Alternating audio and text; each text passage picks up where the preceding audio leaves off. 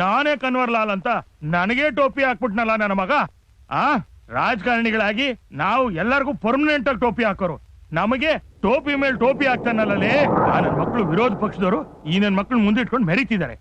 ಆ ಏರಿಯಾದವರು ಇವನ್ ಮುಂದೆ ಇಟ್ಕೊಂಡು ನಮಗೇ ನೀರು ಕುಡಿಸ್ತಾರೆ. ನನ್ನ ಮಕ್ಕಳಿಗೆ ನಾನು ಏನು ಅಂತ ತೋರಿಸ್ತೀನಿ. ಅಯ್ಯೋ ಸಾಹೇಬ್ರೆ, ಅವ್ರಿಗೆ ತೋರ್ಸೋದೆಲ್ಲ ಆಗೋಯ್ತು, ಉಳ್ದಿರೋದೇನಿದ್ರು ಕತ್ತು ಸಾಗೋದಷ್ಟೇ. 60 ವರ್ಷಗಳ ಹಿಂದೆ ಗಾಂಧೀಜಿ ಈ ದೇಶಕ್ಕೆ ರಕ್ತಪಾತವಿಲ್ಲದೆ ಸ್ವಾತಂತ್ರ್ಯ ತಂದು ಕೊಟ್ರು. ಅದಕ್ಕೆ ಅವತ್ತಿಂದನೂ ಈ ಜನ ಮಲಗಿದ್ದಾರೆ, ಅವರು ಮಲಗೇ ಇರ್ಬೇಕು. ಅವ್ರು ಎದ್ರು ಅಂದ್ರೆ ನಾವು ಬದುಕಕ್ಕಾಗೋದಿಲ್ಲ. ಸಾಹೇಬ್ರೆ, ಆಗ್ಲೇ ಕ್ರಾಂತಿ ಶುರು ಮಾಡ್ಕೊಂಡ್ಬಿಟ್ಟವ್ರೆ. ನಾನು ಕ್ಲಾಸ್ 1 ಕಾಂಟ್ರಾಕ್ಟ್ರು, ಲಕ್ಷಾಂತರ ಜನಕ್ಕೆ ಕೆಲಸ ಕೊಡೋನು. ನನ್ನೇ ಫುಟ್ಪಾತ್ ಗಿಳಿಸ್ಬಿಟ್ಟು ಕೈಯಲ್ಲಿ ಗುದ್ಲಿ ಕೊಟ್ಬಿಟ್ಟು ಕೈಗೆಲ್ಲ ಬಿಸಿ ಜಲ್ಲಿ ಹಾಕಿ ಸುಟ್ಟೋಗಂಗ್ ಮಾಡವ್ರೆ. ಕುಡಿಯಕ್ ನೀರ್ ಕೇಳೋದಕ್ಕೆ ಕೊಚ್ಚೆ ನೀರು ಕೊಟ್ಟಿದ್ದಾರೆ ಸರ್. ನೋಡಿದ್ರ ಸಾಹೇಬ್ರೆ, ನೀವ್ ಹಿಂಗೆ ಬಿಟ್ರೆ ನಿಮ್ ಕೈಲಿ ಚರಂಡಿ ತುಳಿಸ್ತಾರೆ, ಟಾರ್ ಹಾಕಿಸ್ತಾರೆ. 10ನೇ ಮಾಡಿಲಿ ನಿಮ್ಗೆ ಚಡ್ಡಿ ಹಾಕ್ಸಿ ಉರಿ ಬಿಸಿಲಲ್ಲಿ ಸೈಜ್ಗಳು ಒತ್ತಿಸ್ತಾರೆ. ಹೌದ್ ಸರ್. ಆ ಹೈದ್ರಿ ನಾನು ಎಂಥವನು ಅಂತ ತೋರಿಸ್ತೀನಿ, ನಾನು ಎಂಥ ರಾಜಕಾರಣಿ ಅಂತ ತೋರಿಸ್ತೀನಿ. ಒಬ್ಬೊಬ್ಬನಿಗೂ ಟೋಪಿ ಮೇಲೆ ಟೋಪಿ ಹಾಕ್ತೀನಿ.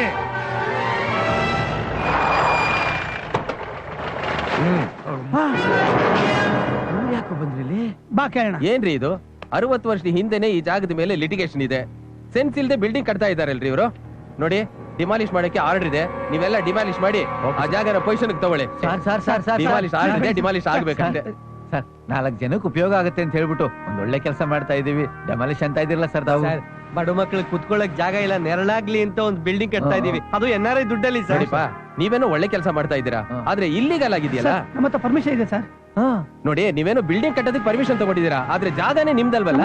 ಜಾಗ ನಮ್ದಲ್ವಾ ಸರ್? ನೋಡಿ, ನೀವು ಬೇಕಾದ್ರೆ ಕೋರ್ಟ್ ಹೋಗಿ. ಇವತ್ತು ಹೇಗಾಗುತ್ತೆ ಸರ್? ಇವತ್ತು ಶನಿವಾರ, ನಾಳೆ ಭಾನುವಾರ, ಸೋಮವಾರ ಟ್ರೈ ಮಾಡ್ತೀವಿ ಸರ್. ಆಗಲ್ಲಪ್ಪ, ನೀವ್ ಬೇಕಾದ್ರೆ ಕೋರ್ಟ್ ಹೋಗಿ ಅಂತ ಹೇಳಿದಲ್ಲ, ಕೆಲಸ ನಿಲ್ಸಕ್ಕಾಗಲ್ಲ. JCB ತಗೊಂಬನ್ರೆ.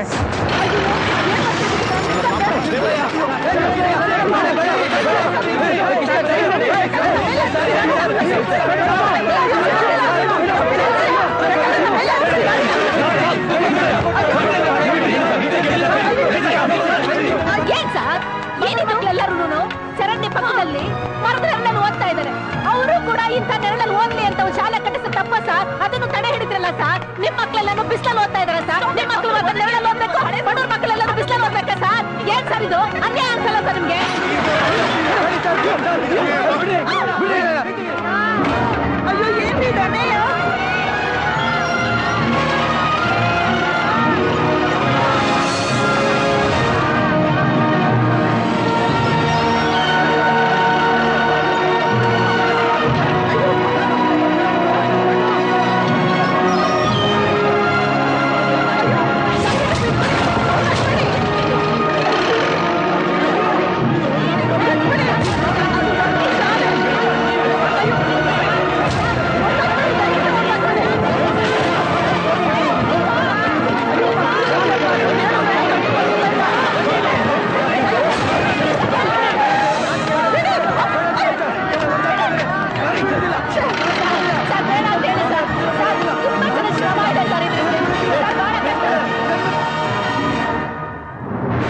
ಚೀಫ್ ಸೆಕ್ರೆಟರಿ, ಏನ್ ಮಾಡ್ತಿದ್ದೀರಿ? ಬಡ ಮಕ್ಕಳು ವಿದ್ಯಾರ್ಥಿನಿಗೆ ಅಂತ ಕಟ್ತಿರೋ ಶಾಲೆನ ಅದನ್ನ ಡಿಮಾಲಿಷ್ ಮಾಡಕ್ ಹೊರಟಿದ್ದೀರಲ್ರಿ? ಗೌರ್ಮೆಂಟ್ ಆರ್ಡರ್ ಇದೆ ಸರ್. ಏನ್ ಗೌರ್ಮೆಂಟ್ ಆರ್ಡರ್? NRI ದುಡ್ಡಲ್ಲಿ ಕಟ್ಟಿಸ್ತಾ ಇರೋದು, ನಮ್ ಸ್ವಂತ ಖರ್ಚಲ್ಲ, ನಾವು ಇದನ್ನ ಕಟ್ಟಿಸ್ತಿದೀವಿ. ಟೆಕ್ನಿಕಲ್ ಪಾಯಿಂಟ್ ಒಂದು ನಿಮ್ಗೆ ಗೊತ್ತಿಲ್ಲ. ಇವರು ಅಕ್ರಮವಾಗಿ ಕಟ್ಟಡ ಕಟ್ತಾ ಇದ್ದಾರೆ. ಸಕ್ರಮವಾಗಿ ಇದ್ದಿದ್ರೆ ನಾನು ಇಲ್ಲಿ ಬರ್ತಾ ಇರ್ಲಿಲ್ಲ. ಸ್ವಾಮಿ, ಅಕ್ರಮನು ಸಕ್ರಮನು ಪರಿಶ್ರಮಕ್ಕಷ್ಟು ಬೆಲೆ ಕೊಡಿ ಸ್ವಾಮಿ. ಬಡವ್ರ ಮಕ್ಕಳು ಓದೋ ಶಾಲೆನ ಉಳಿಸ್ಕೊಡಿ ಸ್ವಾಮಿ. ನೋಡಿ, ನನ್ನ ಕೈಲಿ ಏನಿದೆ, ನಾಳೆ ದಿವಸ ನಾನು ವಿಧಾನಸಭೆಯಲ್ಲಿ ಇದನ್ನ ಪ್ರಮುಖವಾಗಿ ಪ್ರಸ್ತಾಪಿಸ್ತಿದ್ದೀನಿ. ನೋಡಿ, ನನ್ನ ಈ ಬಡ ಜನತೆಗೋಸ್ಕರ, ಇವರ ವಿದ್ಯಾರ್ಜನೆಗೋಸ್ಕರ ಏನೇ ಆಗೋಗ್ಲಿ, ನಾನು ಈ ಕಟ್ಟಡ ಕೆಡವೋದಕ್ಕೆ ಬಿಡೋದಿಲ್ಲ. ಆಮರಣ ಅಂತ ಉಪವಾಸ ಸತ್ಯಾಗ್ರಹ ಶುರು ಮಾಡ್ತಿದ್ದೀನಿ. ರಕ್ತಪಾತ ಮತ್ತೆ ಗೋಲಿಬಾರ್ ಕಂಡ್ರೆ ನನಗೆ ಆಗೋದಿಲ್ಲ. ಅಕ್ಷರ ಕ್ರಾಂತಿ ಮಾಡೋದಕ್ಕೆ ಬಂದಿರುವಂತ ಈ ಜನಗಳ ಮೇಲೆ ರಕ್ತ ಕ್ರಾಂತಿ ಆಗೋದನ್ನ ನಾನು ವಿರೋಧಿಸ್ತೀನಿ. ಭ್ರಷ್ಟತೆ ಮತ್ತು ಪೊಲೀಸರ ದೌರ್ಜನ್ಯದ ವಿರುದ್ಧ ನ್ಯಾಯ ಸಿಗೋವರೆಗೂ ನಾನು ಹೋರಾಡ್ತೀನಿ. ಅಲ್ಲಿವರೆಗೂ ಈ ಉಪವಾಸ ಸತ್ಯಾಗ್ರಹ ನಿಲ್ಲೋದಿಲ್ಲ.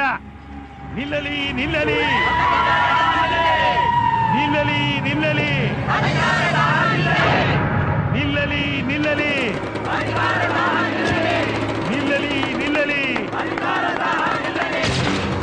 Very good minister. ಬಡ ಜನಕ್ಕೋಸ್ಕರ ಎಂತ ತ್ಯಾಗ ಹೋರಾಟ ಮಾಡ್ತಾ ಇದ್ದೀರಾ. ಷಣ್ಮುಖ ನಾಯ್ಡು ನಾಟಕ ಮಂಡಳಿ ಎಷ್ಟು ಚೆನ್ನಾಗಿ ನಾಟಕ ಆಡ್ತಾ ಇದ್ದೀರಾ.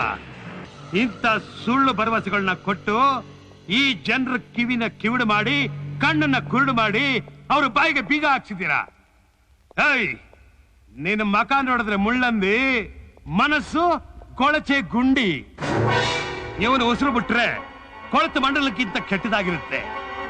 ಇವನು, ಇವರಪ್ಪ, ಇವ್ರ ತಾತ ತಲತಲಾಂತರ ಕಾಲದಿಂದಲೂ ಆ ಅಧಿಕಾರದ ಆಸೆಗೋಸ್ಕರ ಕುರ್ಚಿನ ಗಟ್ಟಿಯಾಗಿಟ್ಕೊಂಡು ಅದಕ್ಕೊಂದು ಗೂಟ ಪಡ್ಕೊಂಡು ಫೈವಿಕಾಲ್ ಹಾಕೊಂಡು ಗಾಳಿಗೂ ಅಳ್ಳಾಡದೇ ಇರೋ ತರ ಅದಕ್ಕೆ ಅಂಟ್ಕೊಂಡ್ಬಿಟ್ಟಿದ್ದಾರೆ. ಏಯ್, ಆನ್.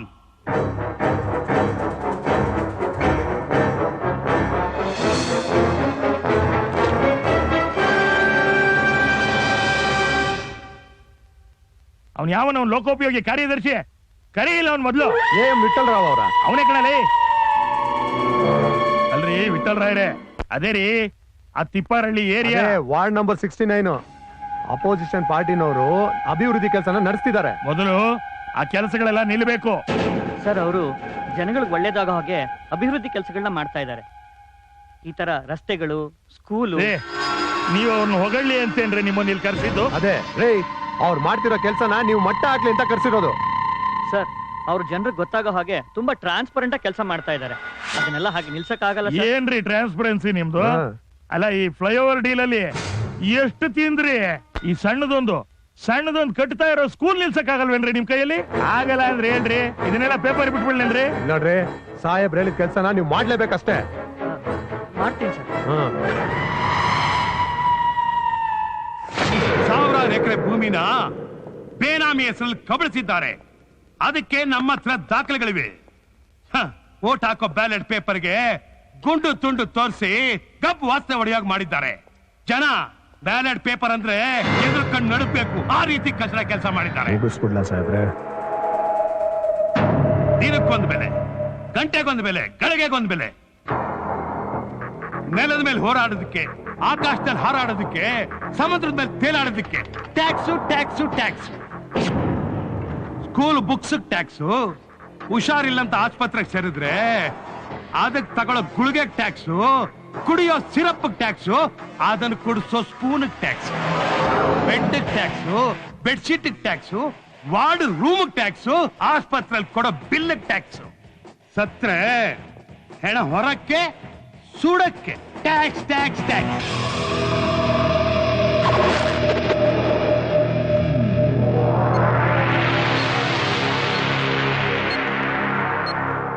ಭಾರತ ರತ್ನ ಡಾಕ್ಟರ್ ಅಂಬೇಡ್ಕರ್ ಅವರು ಶಾಂತಿ, ನೆಮ್ಮದಿ, ಸ್ವಾತಂತ್ರ್ಯ ಅನ್ನೋ ಸಂವಿಧಾನದ ಸುಂದರವಾದ ಚೆಕ್ ಅನ್ನ ನಿಮ್ ಕೈಲಿ ಕೊಟ್ರು.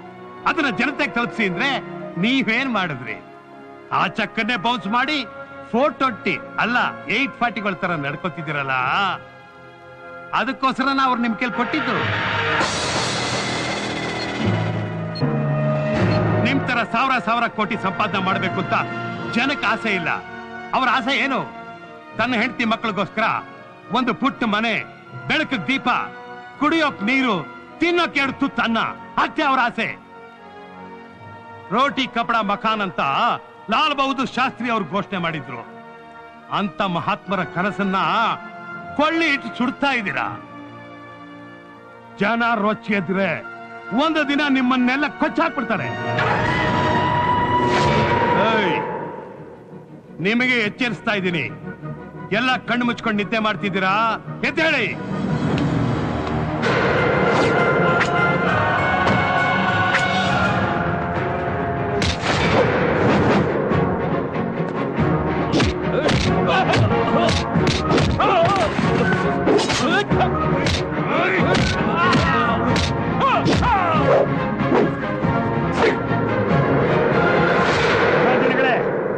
ಇದೆಲ್ಲ ಮೋಸ, ಇದೆಲ್ಲ ವಿರೋಧ ಪಕ್ಷದವರು ಮತ್ತೆ ಅಧಿಕಾರಕ್ಕೆ ಬರಬೇಕು ಅಂತ ನಡೆಸ್ತಾ ಇರೋ ಹಿಕ್ಮತ್ತು.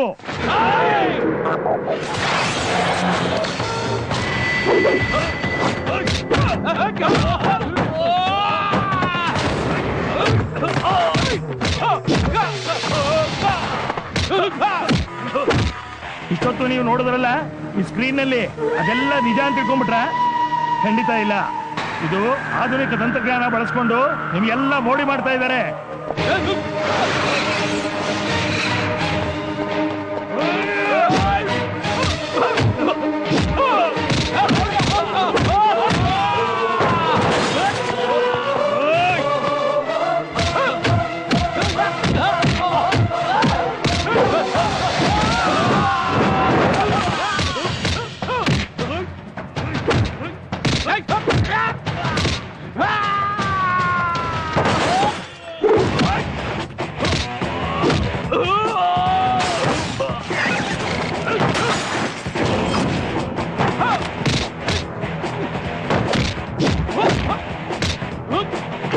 ಮಹಾಜನಗಳೇ, ನಾವ್ ಯಾರು ಮೋಸ ಹೋಗ್ಬಾರ್ದು.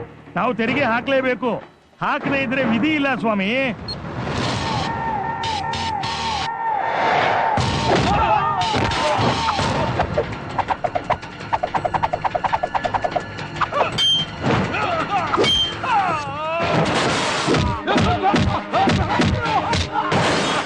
ತೆರಿಗೆ ಇದೆ.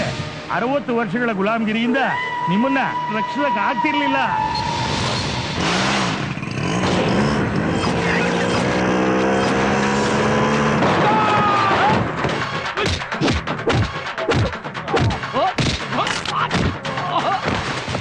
ನಿಮಗೋಸ್ಕರ ಈ ಬೋರ್ವೆಲ್ ಹಾಕ್ಸಿದ್ದೀನಿ. ಈ ಬೋರ್ವೆಲ್ ಹಾಕ್ಸಿದೆ, ನೀರು ಬರ್ಲಿಲ್ಲ. ಅದಕ್ಕೆ ಯಾರು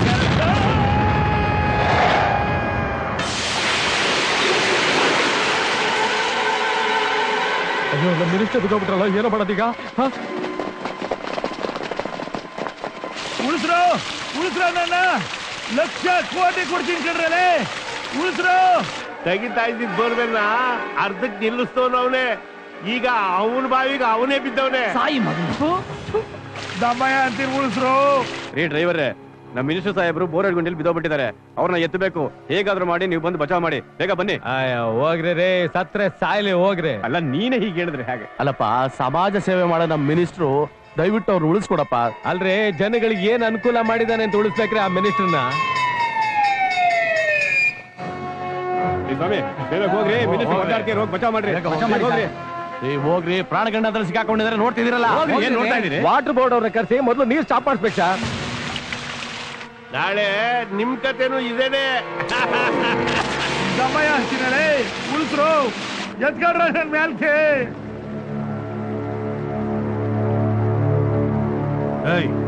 ಹೋಗಿ ಒಂದ್ ಹಗ್ಗ ತಂಬಾರ. ಆಯ್ತು ಗುರು.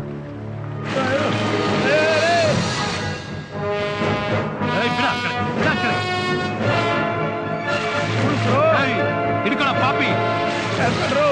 ಯಾಕಂಡ್ರು ನೀವು ಪುಣ್ಯ ಬರ್ಲಿ. ಯಾಕಂಡ್ರು ಯಾಕಂಡ್ರಪ್ಪ. ಜೀವ ಉಳಿಸಿ ಪುಣ್ಯ ಬರ್ಲಿ ಕಣ್ರು ನಿಮ್ಗೆ.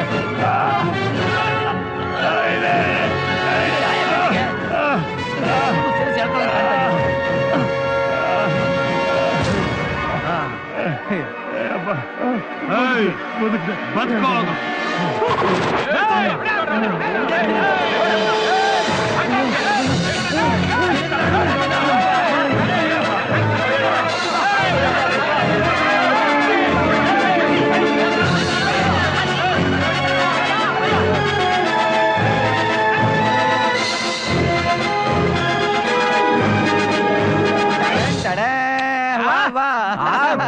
Super style. ಹೆಂಗಿದ್ರು ಹಂಗೆ ಅವ್ರೆ. ಪಾಂಡುರಂಗ, ನಿಮಗೋಸ್ಕರ ಎಕ್ಸ್ಟ್ರಾರ್ಡನರಿ ಕೋಟು ತಗೊಳ್ಳಿ. ನಾನು ಇಸ್ತ್ರಿ ಮಾಡಿರೋ ಈ ಪ್ಯಾಂಟ್ ಹಾಕೊಳ್ಳೇನ. Wonderful combination. ಅಣ್ಣ, ಇನ್ ಸ್ವಲ್ಪ ದಿವಸ ನೀ ಇಲ್ಲಿದ್ದಿದ್ರೆ ಈ ತಿಪ್ಪಾರಳ್ಳಿ ಸಿಂಗಪೂರ್ ತರ ಆಗೋಗ್ತಾ ಇತ್ತು. ಆಮೇಲೆ ನೀವು ಇದೇ ಕ್ಷೇತ್ರದಲ್ಲಿ ನಿಂತು ಗೆದ್ದು ಈ ರಾಜ್ಯಕ್ಕೆ ಒಳ್ಳೆ ಮುಖ್ಯಮಂತ್ರಿ ಆಗ್ಬೋದಾಗಿತ್ತು. ನನಗೆ ನನ್ನವರು, ನನ್ನ ಸಾಕಿದ ತಂದೆ ತಾಯಂದಿರು, ಅಣ್ಣ ತಮ್ಮಂದರು, ಅಕ್ಕ ತಂಗಿಯರು ಬೇಕಾದಷ್ಟು ಜನ ಕಷ್ಟದಲ್ಲಿದ್ದಾರೆ. ಅವರಿಗೆಲ್ಲ ನನ್ನ ಅವಶ್ಯಕತೆ ಇದೆ. ಅದನ್ನು ಮುಗಿಸಿ ಯೋಚನೆ ಮಾಡ್ತೀನಿ. ಮತ್ತೆ ಬರ್ತೀನಿ. ನೀವು ನಮ್ಮ ಹಾಗೆ ಆಗ್ಬೇಕು. ಭಯ ಬೀಳ್ದಂಗೆ ನಿಮ್ ಏರಿಯಾ ಕೆಲ್ಸನ ನೀವೇ ಮಾಡಿ ಕ್ಲೀನ್ ಆಗಿ ಇಟ್ಕೊಳ್ಳಿ. ಎಲ್ಲಾದ್ರೂ ಕಣ್ಮುಂದೆ ತಪ್ಪು ನಡೆದಾಗ ನಮ್ಗೆ ಯಾಕೆ ಅನ್ಬೇಡಿ. ಎಲ್ಲಾರು ನಮ್ಮವ್ರೆ ಅಂತ ಅನ್ಕೊಳ್ಳಿ. ಆಗ್ಲೇ ಗಾಂಧೀಜಿ ಕಂಡ ಕನಸು ನನ್ಸಾಗೋದು.